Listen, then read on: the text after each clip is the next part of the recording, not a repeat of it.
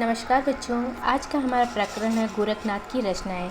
गत कक्षा में हमने गोरखनाथ के बारे में अध्ययन किया था कि गोरखनाथ को लोग आदि शक्ति शिव का अंश मानते हैं, अर्थात कई लोग उन्हें शिव का एक अंश के रूप में मानते हैं। हमने पिछली कक्षा में अध्ययन किया था कि गोरखनाथ का जन्म एक स्त्री के गर्भ से ना होकर गोबर से माना गया है और इसी से इनका नाम गोरखनाथ पड़ा।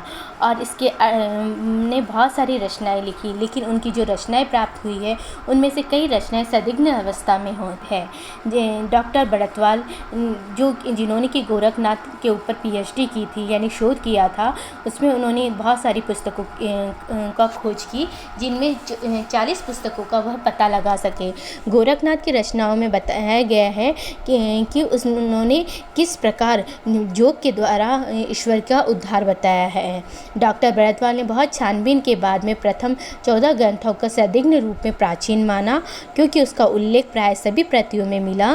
13वीं पुस्तक ज्ञान चौथीसा समय पर न मिल पाने के कारण उनके द्वारा संपादित संग्रह में न ली जा सकी, परंतु बाकी 13 को गोरखनाथ की रचनाओं को मानकर उसे एक संग्रह में प्रकाशित किया गया, अर्थात गोरखनाथ की रचनाओं को उन्होंने गोरखवाणी के रूप में प्रकाशित किया। उनकी रचनाओं के अंदर शब्दी पद, शिष्या दर्पण, प्राण साकली, नरवे बोध, आत्मबोध, अभय मात्रा योग, 15 तिथि, सप्तवार, मच्छिंद्र गोरखनाथ, रोमावली, ज्ञान तिलक, ज्ञान चौबीसा, पंचमात्रा, गोरख गणेश, गोरखदत्त गोष्ठी, इसे ज्ञान दीप बोध भी कहते हैं, महादेव गोरख गोष्ठी, शिष्य पुराण, दयाबोध, नवग्रह, नवरात्र, अष्टप्राच्य, रहरास, ज्ञानमाला, आत्मबोध, व्रत, निरंजन पुराण, गोरख वचन, इंद्र देवता, मूल गर्भावली, गोखीवाणी, गोरखखत, अष्टभुजा, 24 सिद्ध, पंच अग्नि, अष्टचक्र, अवलिसिलुका और काफिर बोध सम्मिलित की गई है। इनके अलावा भी रचनाएं हैं, लेकिन उनके बारे में अभी तक पूर्ण जानकारी प्राप्त नहीं है। इन रचनाओं में से जो प्रमुख रचनाएं हैं वो हैं गोरखवाणी, गोरख, नरवे, आत्मबोध और काफिल बोध। इन रचनाओं से संबंधित नामों के बारे में कई बार प्रतियोगिता परीक्षा में प्रश्न पूछे जाते हैं। इन रचनाओं को डॉक्टर बड़तवाल ने 1930 के अंतर्गत गोरखवाणी में प्रकाशित किया, जिसकी वाणी राजस्थान मिश्रित खड़ी बोली थी, अर्थात उसके अंतर्गत राजस्थानी और खड़ी बोली का समावेश था। उन्होंने जो गोरखनाथ की जो रचनाएं हैं उसमें षडांग योग पर विशेष जोर दिया गया है, अर्थात उसके षडांग योग में सबसे पहले आसन, फिर ध्यान, धारणा, समाधि, प्राणायाम और प्रत्याहार, इन चीज़ों को सम्मिलित किया गया है। षडांग यानी 6 अंक से संबंधित योग इसमें शामिल किए गए हैं। तुलसीदास जी ने इनकी योग साधना के बारे में कहा है कि गोरख जगायो जोग, भक्ति भगायो भोग, यानी जो गोरखनाथ की जो रचनाएं हैं उन्होंने योग साधना को महत्व दिया, यानी गोरख ने भक्ति के अंतर योग साधना को महत्व दिया, और भोग यानी स्त्री के प्रति जो भोग की अभिलाषा सिद्धों में पाई जाती थी उसका यहाँ पे उन्होंने बहिष्कार किया। उन्होंने तो यहाँ तक कहा कि स्त्री के गोरख जो नाथ पंथ के लोग थे वो गोरख की स्त्री के स्पर्श तक को अनुचित मानते थे, क्योंकि उन्हें ऐसा लगता था कि सिद्धों ने जो सिद्धि खोई है उसका मुख्य कारण स्त्रियों का संभोग था, अर्थात वो स्त्रियों के संभोग में इतने ज़्यादा लीन हो गए थे कि उन्हें अपनी भक्ति का मूल उद्देश्य ही वो भूल गए थे। इसलिए गोरखनाथ की जितनी भी रचनाएं हैं उसके अंतर्गत उन्होंने योग साधना को अधिक महत्व दिया है। गोरखनाथ की रचनाओं में कबीरदास का भी प्रभाव पड़ा था। गोरखनाथ शून्य के साधक थे और नाद और विद्यु के अंतर्गत उन्होंने शिव और शक्ति की कल्पना की थी।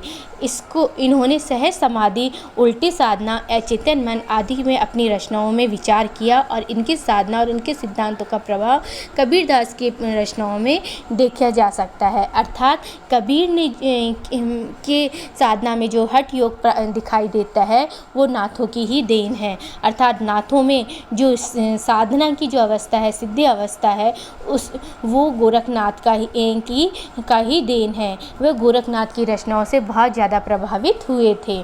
उनकी गोरखनाथ की रचनाओं में सब्दी, प्राण साकली, मच्छिंद्र गोरखनाथ और गोरखखत और निरंजन पुराण आदि प्रसिद्ध है। उनकी रचनाओं के आधार पर नाथ पंथ की साधना प्रणाली पर भी काफ़ी प्रभाव पड़ा है। इनकी जो रचनाएं हैं उनका प्रभाव हम विशेष रूप से इस तरीके से देख सकते हैं कि जो सिद्ध लोग आए थे उन्होंने भक्ति के अंतर्गत भोग को बहुत महत्व दिया था, यानी सिद्धि प्राप्ति के लिए स्त्री को बहुत ज़्यादा महत्व दिया था।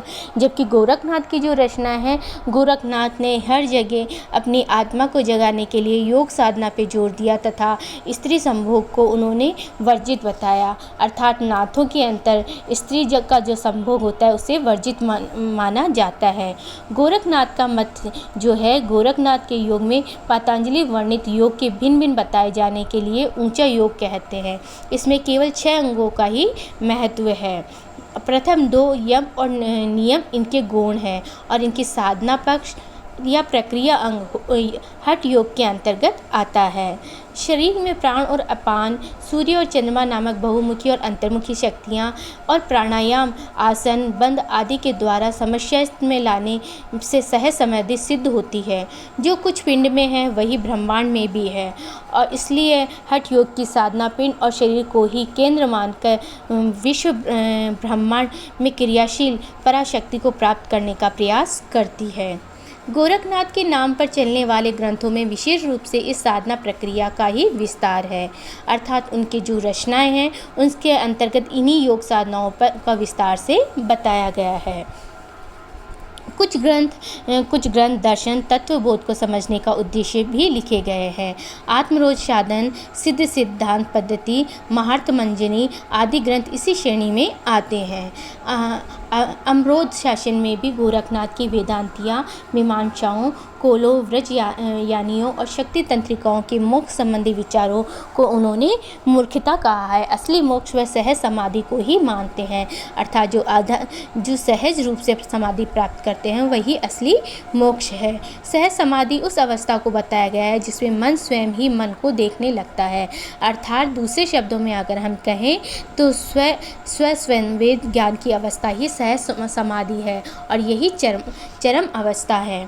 आधुनिक देशी भाषाओं के पुराने रूपों में जो पुस्तक मिलती है उससे प्रामाणिकता सिद्ध होती है। इसमें अधिकतर योगांगों, उनकी प्रक्रियाओं, वैराग्यों, ब्रह्मचर्य, सदाचार आदि के उपदेश और माया की भर्त्सना है। भर्त्सना का मतलब होता है कि उसका को बुरा बताया गया है, उसकी बुराई की गई है, उससे दूर रहने के लिए कहा गया है और माया का ही एक रूप स्त्री को माना है। तर्क विकृत को ग्रहित कहा जाता है। भव सागर में पंचकार मरने वाले जीवों पर तरस खाते हुई पाखंडियों को फटकार बताई गई है। सदाचार और व्रत चर्म पर गोरखनाथ ने बहुत बल दिया है। गोरखनाथ के बाद भारतीय लोकमत इतना प्रभावित करने वाला आचार्य शक्ति काल का पूरा कोई दूसरा कवि और ना ही कोई दूसरा नाथ हुआ है। निर्गुणपंथी शाखा में इसका भारी प्रभाव पड़ा। निसंदेह गोरखनाथ बहुत तेजस्वी और प्रभावशाली व्यक्तित्व को लेकर आए थे और उन्होंने जो रचनाएं लिखी वो योग साधना के अंदर अपना विशेष महत्व रखती है। उनकी गोरखवाणी और आत्मबोध आज भी योग साधना के लिए जाने जाते हैं, अर्थात वो प्रसिद्ध है।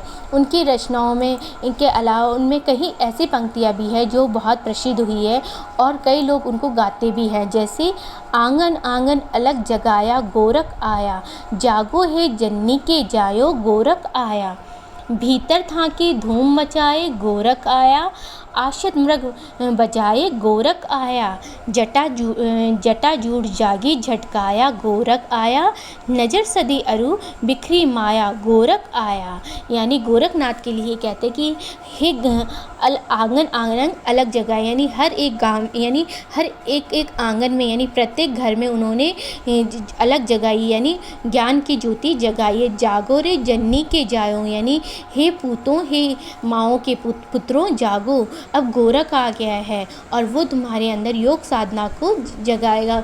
भीतर आके धूम मचाए, यानी मन के अंदर उनके विचार आके धूम मचाने लगते हैं, यानी हमारे मन को चेतन करने लगते हैं। और आशित बाद मृदंग बजाया गोरख आया, और उनकी जो मृदंग की आवाज़ है उसको सुन के हमारे अंदर जो विषय वासना है वो बाहर जाने लगती है और योग साधना जागृत होने लगती है। जटाजूट जागी झटकायो गोरख आए। आपने देखा होगा जो नाथपंथी होती है उनकी जटाएं होती है, लंबी लंबी जटाएं होती है, तो इसीलिए कह रहे जटाजूट जागी, यानी जटाओं को जगाया, झटकाया यानी बिखेरा, गोरख आयो यानी वो शिव के ही एक अंश माने जाते हैं। तो जैसे शंकर भगवान की जटाएं होती है वैसे ही गोरखनाथ की जटाएं भी मानी जाती है। नाभि तो नज़र सदी और बिखरी माया, जैसे उनसे नज़र मिलती है मोह माया जो होती है वो बिखर जाती है। गोरख आया और उसकी जगह गोरख आ जाता है। तो अर्थात यही चीज़ कही गई है कि उनकी रचनाओं में कि योग साधना को मानो, उससे मन को जगाओ और मन को जगाने से ही आत्मसिद्धि की प्राप्ति होगी। धन्यवाद।